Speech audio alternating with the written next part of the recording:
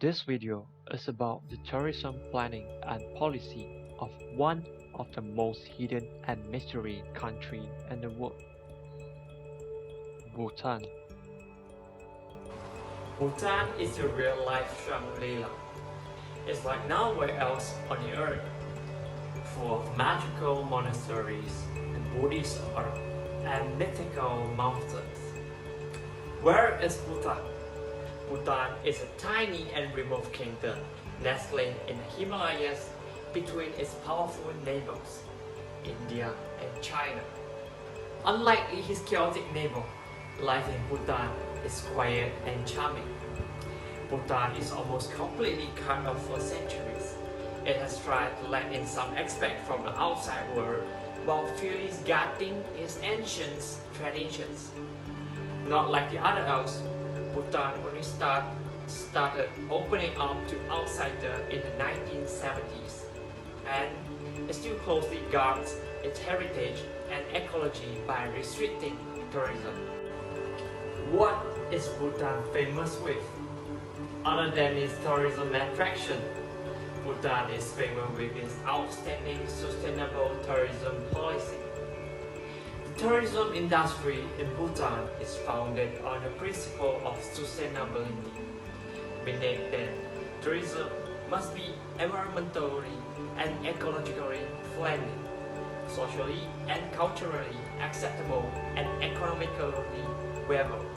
Next, we discuss about the tourism policy has been implemented by Bhutan government and how effective their policies are.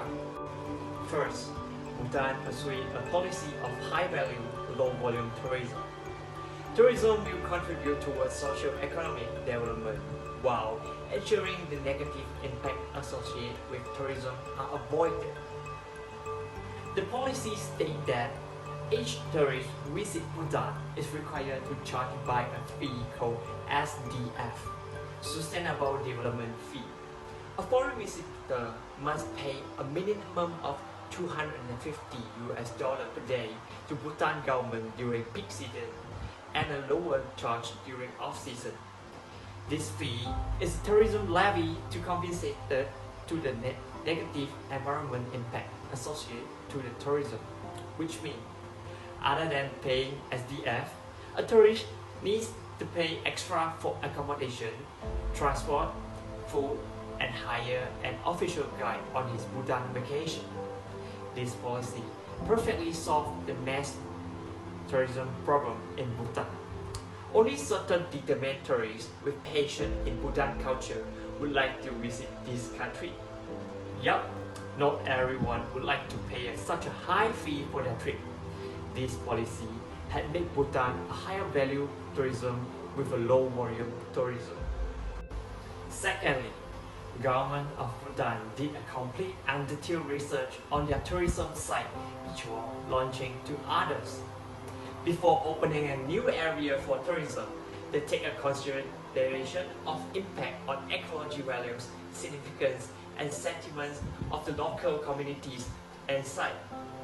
To avoid congestions and ensure quality visitors experience, the royal government of Bhutan has implemented merchandising, including management plans at selected tourist sites and places of religious, culture, and natural significance.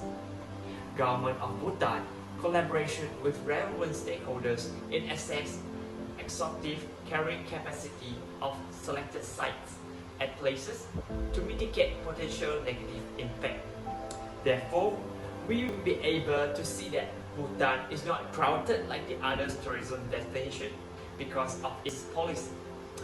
Carrying capacity is strictly maintained at a safety level with the lowest negative impact produced. Thirdly, the government of Bhutan used the collected money wisely on their tourism planning and development. Bhutan is a country with less corruption. They fully use their collected SDF in their tourism planning and development without any wastage or loss. We can see their tourism planning and development report every year clearly with a great transparency to share with their local.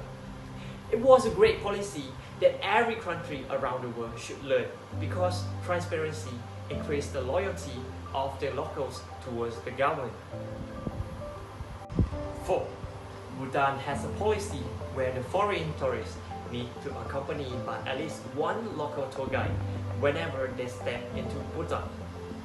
The local tour guide will be in charging with the tourists accommodation, food, transport, lead to their tourist destination, and any other activities besides sleeping. Tourists are not allowed to go anywhere without the accompany of tour guide or his permission. Tour guide is actually hired to be supervise the tourists because the government of Bhutan do not want the tourists to do anything that might be harmful to environment, disrupt to the locals' daily routine, or causes any negative impact to Bhutan. It was a policy where privacy are limited, but a strong and efficient policy to protect Bhutan's environment. Even though tourist movement is limited, but it still do not stop the people from visiting Bhutan. 5th, Bhutan has done something special, which is implementing Tobacco Control Act. The consumption of tobacco is not altogether prohibited in Bhutan, though it is largely banned in places of public accommodation. Government of Bhutan banned the sales of tobacco, but they did apply taxes on the import of tobacco by the tourists and limit them. Tourists are allowed to bring about 200 cigarettes or 350-gram tin of tobacco for personal consumption, but these are subjected to 100% tax. This act had cost us the tourist pinch of consuming tobacco in Bhutan. The implementation of this act is to protect the health of the local as well as the environment of Bhutan. It was a great policy done by the government of Bhutan, and it is really effective in protecting the environment. 6. Implementing of extra fee cover internal taxes and tourism royalty fee. As I have mentioned above, foreign tourists need to pay SDF, a minimum amount of money to stay in Bhutan for a day. Besides the SDF, tourists are also charged a portion of the daily fee when they spend on meal, accommodation, and shopping.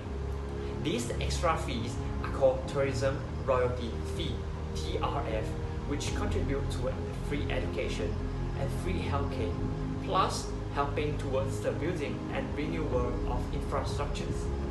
The fees really help Bhutan to become much more sustainable and much nicer place to visit and live. In conclusion, I would like to say that Bhutan really did a well job on tourism sustainable and tourism planning. Their policy might seem a little bit too harsh, but it's actually just help for the local and environment friendly. There are few good policies and action that we Malaysians can be learned from them. For instance, tobacco control policy. Government of Malaysia should have set up a policy where tobacco consuming is restricted, because it will harm the local health as well as the environment. Besides that, Malaysia can also set up a charge like TRF that absorb from tourists for tourism sustainability and development. I believe that it will help a lot to our tourism growth. Of course, implementing this policy need to be modified and tested before launching. We have a different culture and environment with Bhutan. Lastly, Bhutan is a country that emphasizes with sustainability, and they are great example for us to imitate it. Thank you.